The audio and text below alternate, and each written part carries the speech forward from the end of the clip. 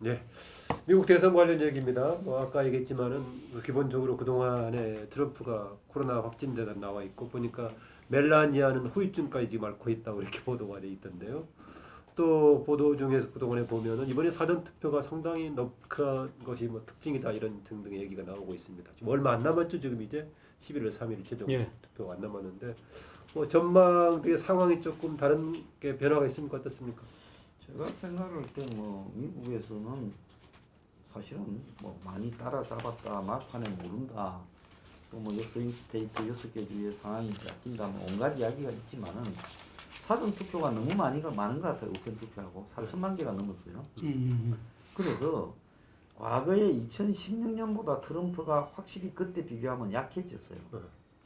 그런데 힐러리는 그때 너무 힐러리를 싫어하는 사람이 많았어요. 민주당에서도 샌더스 지지층은 일부는 한 10분의 1은 트럼프를 찍었다더라고요. 그 정도로 힐러리에 대한 반감이 높았는데 기득권으로서 오바마는 뭐 그 바이든은 색채는 없고 무색무취하고 뭐 좀 희발이는 없지만 어쨌거나 가만히 보면 뭐 크게 거부감이 없는 민주당 지지자들 이런 부분이 있는 것 같아요.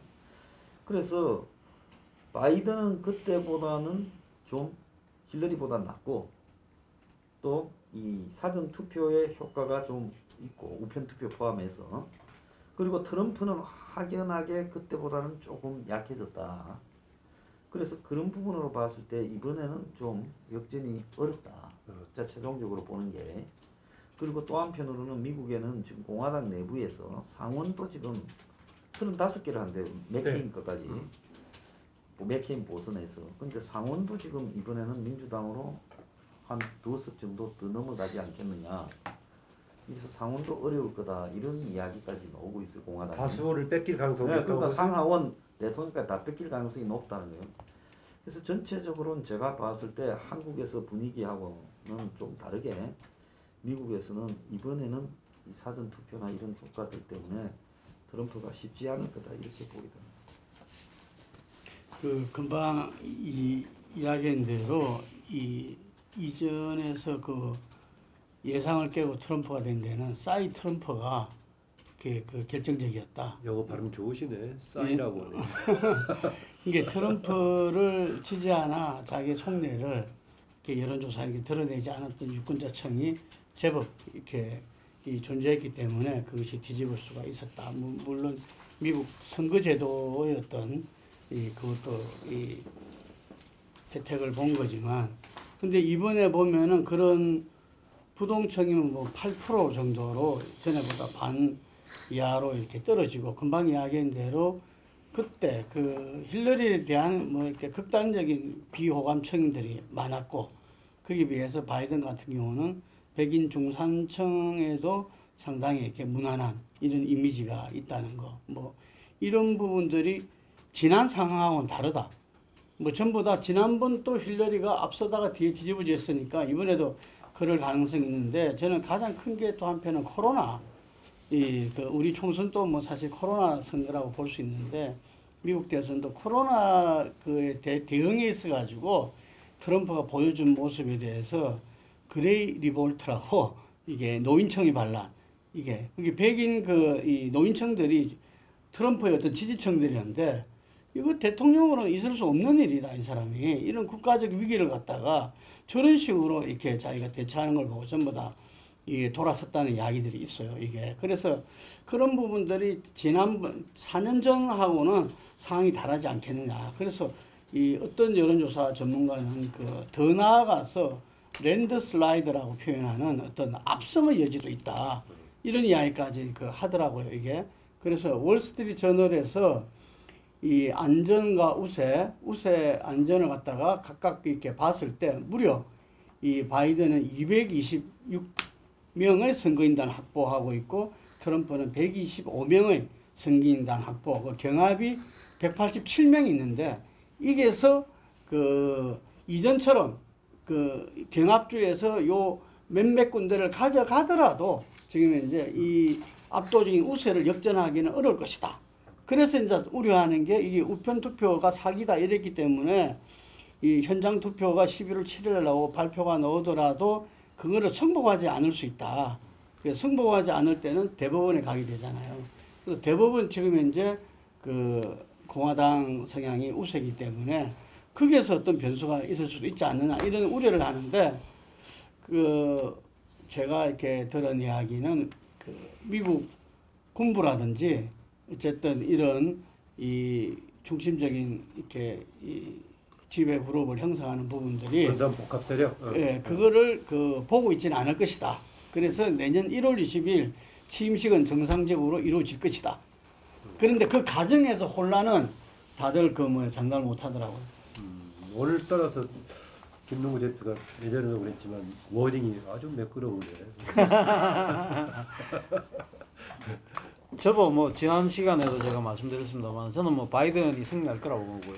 그 징후가 점점 더濃해지고 있다. 뭐 지금 드러나는 형태로 보면 일종의 미국 국민들의 분노의 폭발. 그건 아까 우리 한정수 소장 말씀하신 대로 사상 최대의 사전투표 행렬이 보여주고 있다고 생각이 들고, 그리고 또 하나는 적정분열인 거죠. 그러니까 지금 공화당 내의 주지사들, 공화당 내의 그 공화당 그러니까 여러 상하원 후보들이 지금 트럼프를 디스하고 거리를 두고 있는 것이 농후해지고 있다는 겁니다. 그리고 또 하나는 미국의 경제 지표가 그렇게 썩 호의적이지가 않습니다. 그렇기 때문에 그렇고, 이제 그 이렇게 원인은 뭐 때문에 갖고 왔느냐?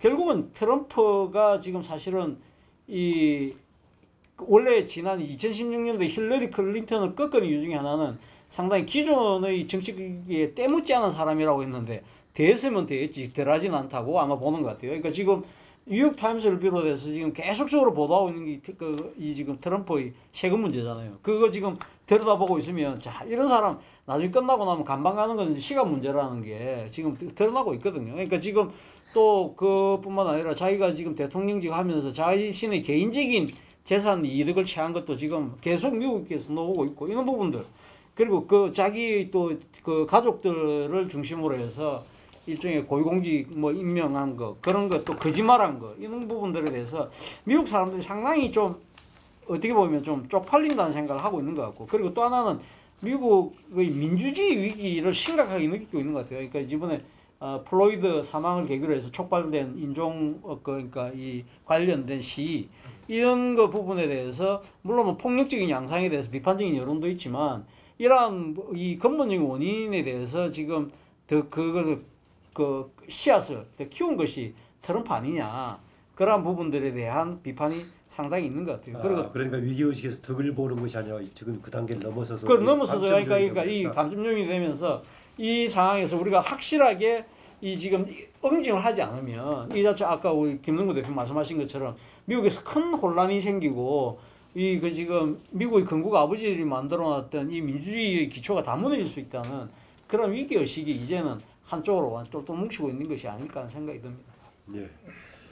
그 변수가 이번에 그 3차 TV 토론 예, 우리 시간은 내일 아침에 하죠. 예, 그 내일 아침 하는데 이게서 지금 이제 그 트럼프 쪽에서 하는 게 헌터 바이든. 헌터 바이든. 그게 차남에 대해서 뭐 노트북 게이트다 뭐 이야기할 정도, 노트북에서 온갖 뭐 중국 관련된 기밀이 다 나오고 했던 모양인데 지난번에 그 대선 때 그 힐러리에 대해서 이메일. 그 FBI가 네, 그 FBI. 이메일 네. 그걸 갖다가 재수사하겠다 네. 하는 발표가 예를 드는 거는. 예, 그래서 그게 영향을 미쳤던 것처럼 이 부분에서 바이든이 그 곧 이제 감옥 간다 이런 식으로 아마 몰고 나올 건데 이게 신빙성 있는 근거를 제시하느냐 못하느냐도 하나 변수가 될 수 있다. 근데 뉴욕 포스트가 벌써 그걸 보도를 했는데 그거를 그게 가짜다 그렇게 하면서 그러니까 일단 사람들이 예방주사를 맞아버린 거예요. 그래서 과연 그게 얼마만큼 효과가 있을까? 지금 그러니까 놓을 만큼 그 의혹이 나왔기 때문에 모르겠습니다. 그러니까 남나라의 선거판에 대해서 내가 조사도 안 해보고 거기에 대해서 이렇다 저렇다 네. 그냥 보도 정도만 갖고 이야기해볼 수밖에 없어서 상당히 제한적입니다. 4년 전 선거에 비해서 즉 4년 전의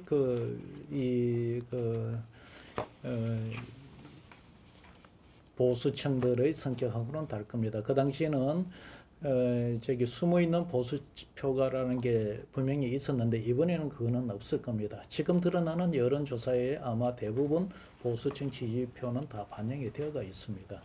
그러나 이제 저거 보건대 선거라는 거는 전략적인 대결인데 전략적인 대결에서 결국 어느 진영이 어떤 패를 어떤 전략적 카드를 더 많이 갖고 있느냐가 막판에 승부를 짓고 있는데 제가 볼 때 그 패에 있어서는 제가 볼 때 지금 차 교수님이 이야기하신 것만큼 압도적으로 민주당이 우위의 패를 갖고 있는 것 같지는 않다. 결국 무슨 이야기가 하면은 그래 어떻게 이런 미국의 민주주의인데 소위 민주주의 논쟁으로 가면은 바이든이 이기겠죠. 그러나 한편에서는 또 한편으로는 이 지금 트럼프가 이야기하는 거는 이 어떻게 이런 이 미합 중국이 이 중국 공산주의에 의해서 코로나와 더불어 이런 저기 상황까지 왔느냐라는 프레임으로 지금 걸고 있어서 결국은 이 프레임이 어느 쪽으로 기우느냐에 따라가 대선 승부가 나지 않겠나 보고 제가 볼 때는 결과가 아주 일방적으로 나지는 않을 것 같습니다.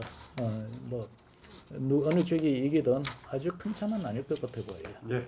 마지막으로 이거 좀 짧게 짚어보죠. 우리 문재인 정부의 대북 정책이요. 최근 상황하다시피 지난번 노동당 창건 75주년 열병식에였던 무기 전시 있었고 그 전에 이제 우리 해수부 공무원 비격 사건 후유증이 조금 남아 있는 것 같은데요. 여기에다가 조금 전에 얘기했던 선거 결과가 또 어떤 그 미국의 선거 결과가 남북관계 혹시 변수가 될 수 있을 것인가 세계를 감안해서 한마디씩 돌아가면서 얘기하면 되게 마무리하겠네요. 저기 트럼프, 김정은으로 이어지는 이 구도가 상당히 흔들릴 가능성은 있고요. 그다음에 이번에 이제 선거 전에 종전 선언하고 전시 작전권 두 가지를 얻어내려고 이 정부가 굉장히 미국에 로비를 했고 거기에 이제 뭐 옥토버 서프라이즈도 하려 했지만 다 좌절이 됐죠.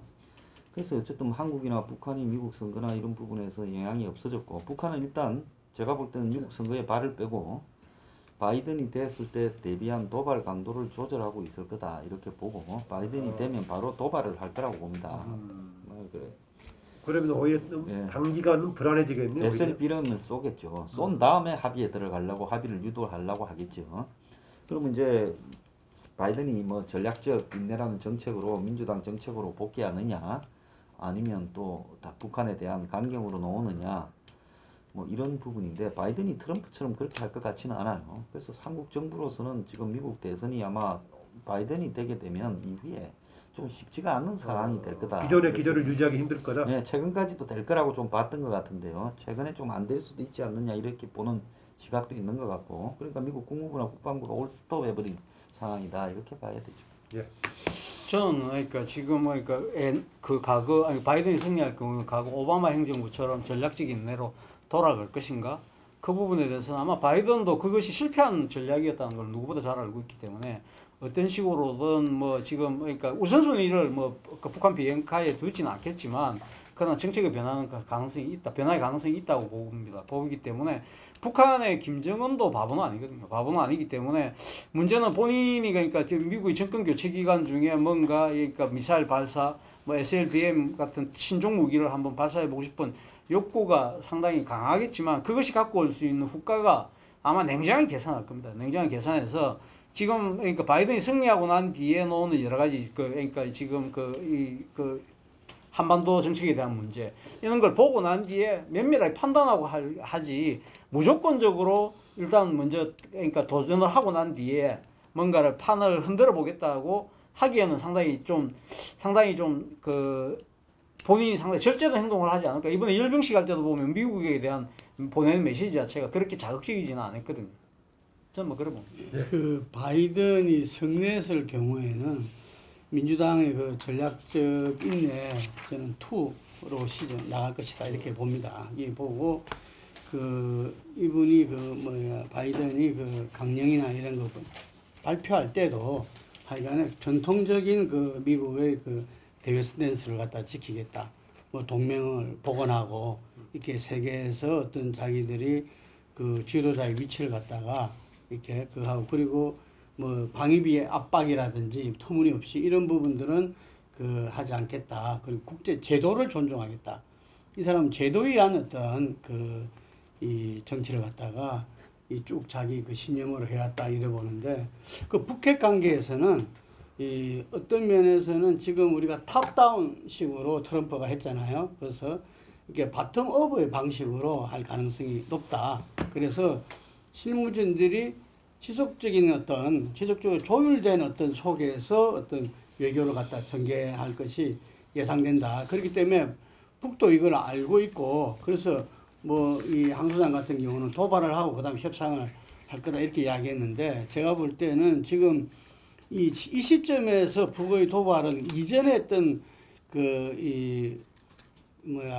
북핵 발사하고는 시험하고는 전혀 핵실험하고는 다르거든요. 그래서 저는 오히려 지난 그 열병식에서 그런 무기를 갖다가 업그레이드된 무기를 보여준 게 결국은 그 우리 지금 이런 쏠만한 어떤 그런 힘이 있다라는 것을 줬다고 하면은, 북도 이제는 그 전에 일괄 타결로서 이렇게 완전한 비핵화로 몰아붙였던 트럼프에서 자기들도 생각했던 그 단계적으로 이렇게 타결해 나가는 그런 부분으로 이렇게 준비를 해 나가야만 된다. 그랬을 때 지금 문재인 정부는 어떻게 앞으로 할 것 같은가 그 얘기입니다. 현재는 뭐 종전선언 얘기했다 쭉 들어가 있는데. 그러니까 그 단계적으로 나가는 부분에서 저는 어쨌든 간에 우리 남한의 그 문재인 대통령의 역할은 저는 오히려 그 전보다 더 클 수도 있다. 클 수 있다. 예. 그 전에 어떤 이렇게 탑다운 방식으로는 이렇게 북미 간에만 있었죠. 이게 단계적으로 할 때는 그 모든 것에 있어서 절차와 과정 이런 부분들이 결국은 남한에 빠진 상태에서 이루어질 수가 없는 거거든요. 그 과정이. 그래서 남한의 역할이 더 클 수밖에, 우리는 그것을 대비해야 되고 또 적극적으로 하도록 해야 되고, 북은 아마 인권 문제는 미국이 기본적으로 제기할 겁니다. 거기에 대한 준비도 해야 되지 않나 봅니다. 네, 홍 소장님 얘기까지 듣겠습니다. 자, 지금 이후에 남북 문제, 북미 문제 이 부분을 보는 데 있어서 내가 중요한 단초로 보는 게 우리나라의 국가 예산 운영과 관련된 부분입니다. 뭐 현 정부는 현 정부 내에 이 국가 예산을 최대한 늘리고, 그 다음 정부부터는 2, 3년 후부터는 예산 증가폭을 줄인다라고 이야기하는 기조입니다. 국가 예산을 너무 많이 늘린다는 거에 대해서. 근데 2, 3년 동안 더 지속적으로 국방 예산, 전체 예산을 늘리는 과정에서 특히 예산을 많이 늘리는 것이 국방 예산입니다. 그래서 내년은 우리가 러시아보다도 국방 예산이 더 커집니다. 상상을 초월하는 일이 벌어지죠. 그럼 현 정부가 왜 국방 예산을 이렇게 크게 늘릴까요? 딴 거는 없다고 봅니다. 이 남북 문제에 있어서 우리의 의사 결정권을 더 강화시키기 위한 포석으로 봐요. 어떻게 보면은 트럼프가 우리나라 주한미군 철수 문제를 갖고 협박해 오니 미국에서 무기를 더 구입을 많이 해줘야 해서 국방 예산이 늘어나는 이런 수동적인 설명인데, 거기에 내가 볼 때는 아닌 것 같다. 현 정부가 우리 남북 문제에 있어서는 훨씬 더 주도권을, 의사결정권을 갖기를 원한다는 거고, 그러면은 트럼프하고 바이든 중에서 누가 됐을 때 우리 이 남북 문제에 있어서 유불리를 이야기하느냐, 나는 그 부분은 유불리는 별로 전망하기가 쉽지 않고 이렇게만 이야기하고 싶어요. 바이든보다는 트럼프가 당선이 됐을 때 우리 한반도의 남북 문제에 있어서 그것이 긍정적이든 부정적이든 더 큰 변화가 올 가능성이 있는 쪽은 이 트럼프다. 뭐 좋은 변화가 올 수도 있지만 때에 따라서는 더 좋지 않은 변화가 올 수 있는 게 트럼프라고 저는 봐요. 네, 오늘 여기까지 해서 마무리하겠습니다. 수고하셨습니다. 수고하셨습니다.